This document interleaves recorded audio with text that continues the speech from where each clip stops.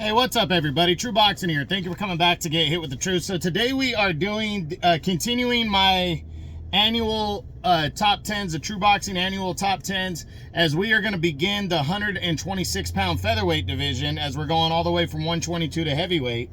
And this video is going to discuss the dropouts. These are the fighters that dropped out of last year's top 10 for a variety of reasons. Now, before we get into that, if you could smash the like button, leave a comment, or subscribe to the channel, I really do appreciate any and all support that I can get as I continue to build my channel here.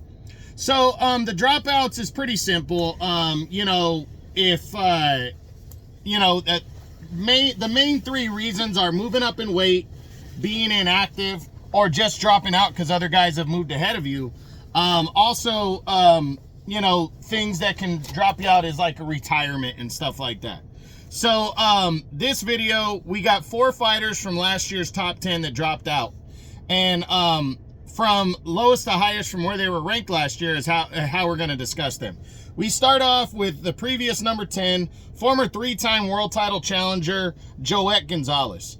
Gonzalez, didn't fight at all in 2024. He was entering the year coming off of a tough loss in a decision against Luis Alberto Lopez, but a hard-fought battle. He went at it and came up short for his 3rd time for a world championship. It could be a variety of reasons. I looked into it, and there was really nothing on Joet Gonzalez, for why he didn't fight. I think it's just kind of, he wanted to take a breather from the highly competitive years that he's had, a few years in a row now, and fighting for world titles, and maybe wants to regroup, maybe he wants to move to 130. We don't know, but he dropped out because he was right at the tail end at number 10, and other guys just mainly moved ahead of him. He's 31 years old now. I like Joet Gonzalez. I've always thought he was a grinder and a tough dude, and I think he matches up well against a couple guys in the division right now. So I hope he returns to 126 this year and can be competitive, but we'll see what happens. Next up is our previous number 5, former 2-time featherweight champion, Josh Warrington. Warrington moved to 130 is why he dropped out. He basically was chasing Lee Wood because he wanted a rematch following their 2023 battle, in which Wood stopped Warrington after Warrington was winning the majority of the fight, and Wood caught him clean and stopped him in the 7th round of that fight. Wood, after the fight, because it was for the featherweight title, said, "I'm moving to 130. He even gave up the title, and a projected rematch was supposed to take place, an all-UK battle.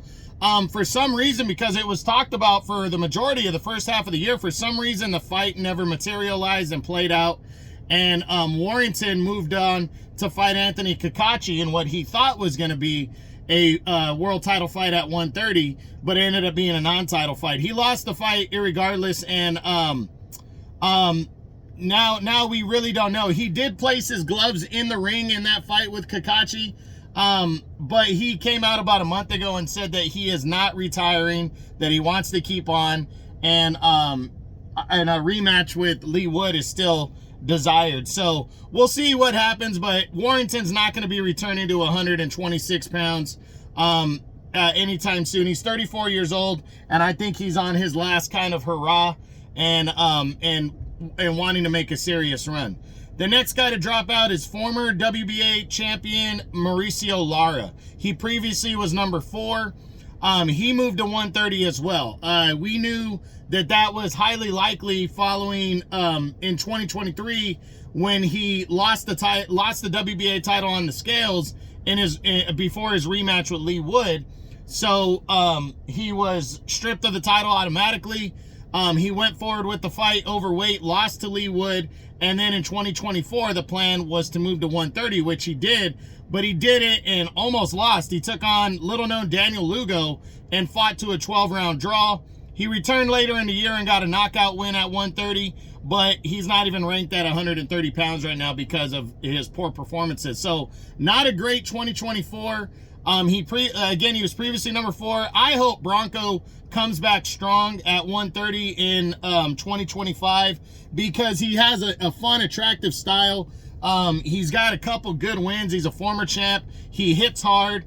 and he's barely 26 years old. So I really hope to see Bronco Lara come back and be successful.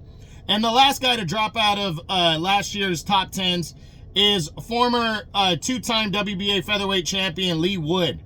Wood made it clear that he was moving up to 130 pounds following his rematch victory following his victory over Josh Warrington, where he retained the WBA title at the time.